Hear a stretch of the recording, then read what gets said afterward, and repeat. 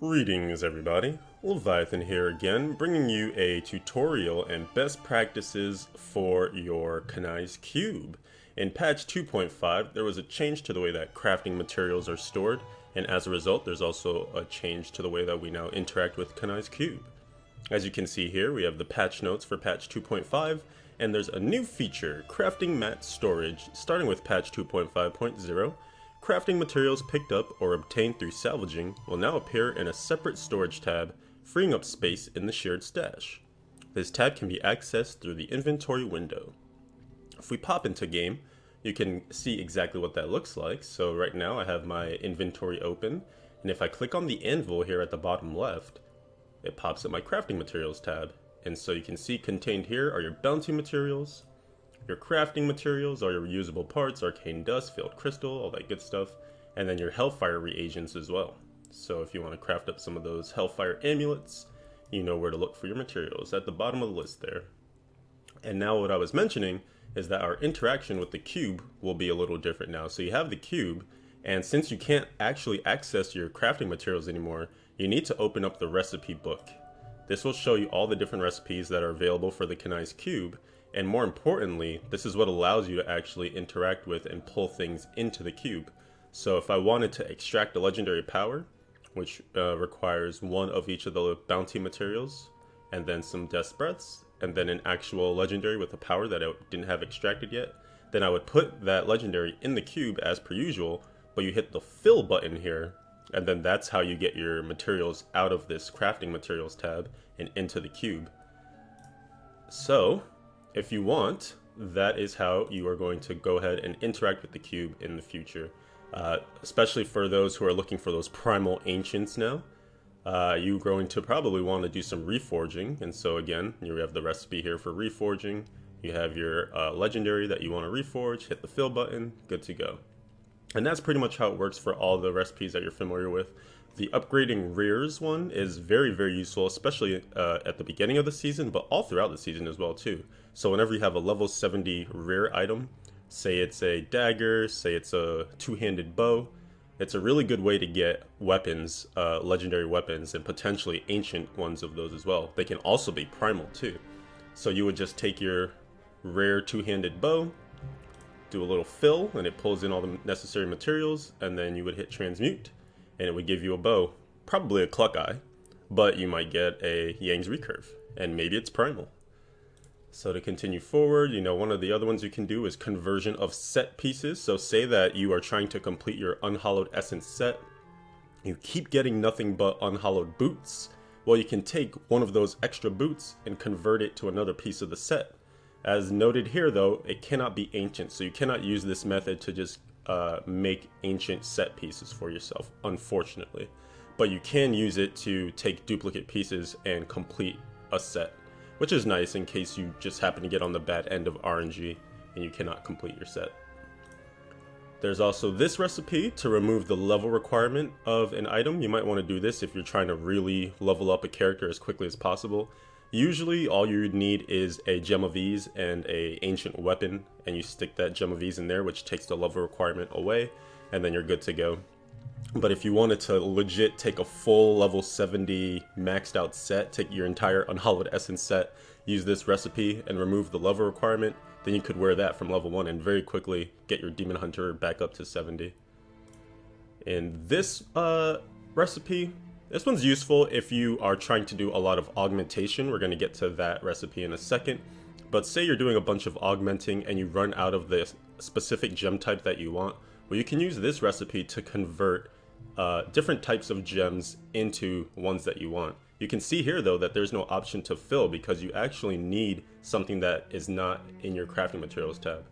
These essences are sold by Squirt in Act 2. So if we just hop over to Caldeum, go to the hidden camp. If you pop up here to Squirt the Peddler, and then you go to her miscellaneous tab, these are where the essences are sold. And so if you want, for instance, to convert some rubies to emerald, you would buy one essence of emerald, and you can convert 9 gems at a time. So let's take some diamonds for instance. We could take these 5,000 diamonds, and then we stick the diamonds in there, and we put the essence in there, and we hit transmute. And as you can see, it made us 9 emeralds. So if you're ever looking to get a specific type of gem, then that's a good way to make sure that you never run out of ones that you're looking for. So if you don't play intelligence classes, take all your topaz and convert them over to emeralds with those essence. It's a very cheap cost for the essence, just like 500,000 gold, I believe, and then you'll be good to go. This next one here is a conversion of different types of parts. They've broken it down here so you can convert your crafting materials from one to another. Say you have a ton of veiled crystals, then you can use this recipe to convert those veiled crystals into reusable parts. You can use this one to convert it to arcane dust. You can use this one to convert, maybe you have a lot of arcane dust, convert that into veiled crystals, so on and so forth. But perhaps the most important recipe of them all is Augmentation of Gear. And I hear a lot of people always ask me, you know, what is augmentation? Why would I do it? How is it useful? I'll try and break it down for you as simply as possible. So ancient items were introduced into the game a few patches ago. They are a next level tier above normal legendaries, and they have that gold border around them.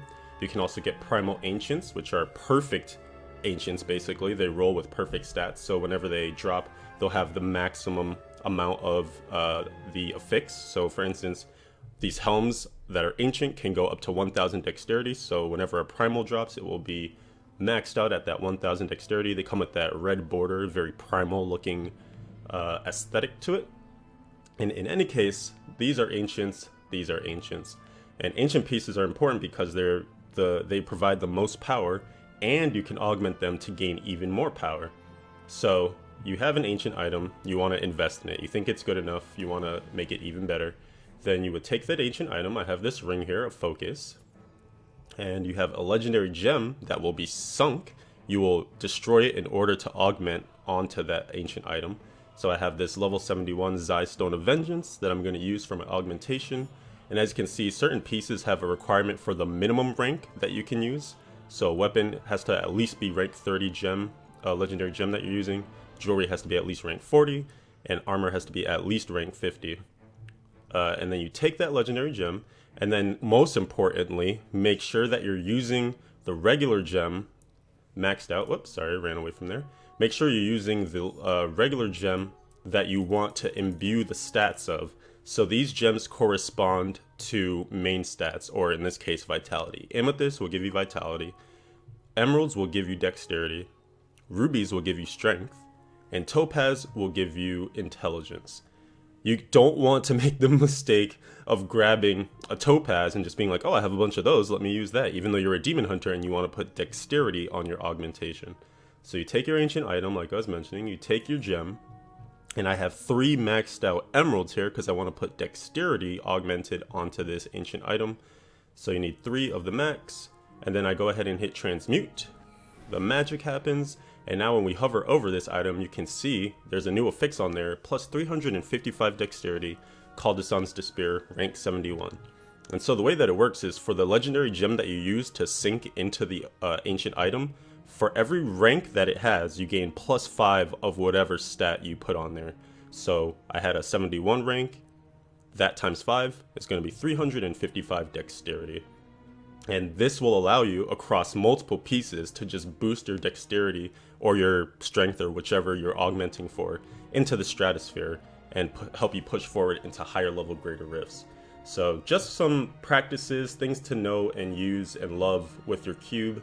New interaction now with this crafting mat storage tab. I hope that was useful for you. I hope you gained something from it. Feel free to hop into the comments if you have further questions or you need something explained better. Give the vid a thumbs up if it was useful for you, and I'll be seeing you in the next one. Take care, everybody.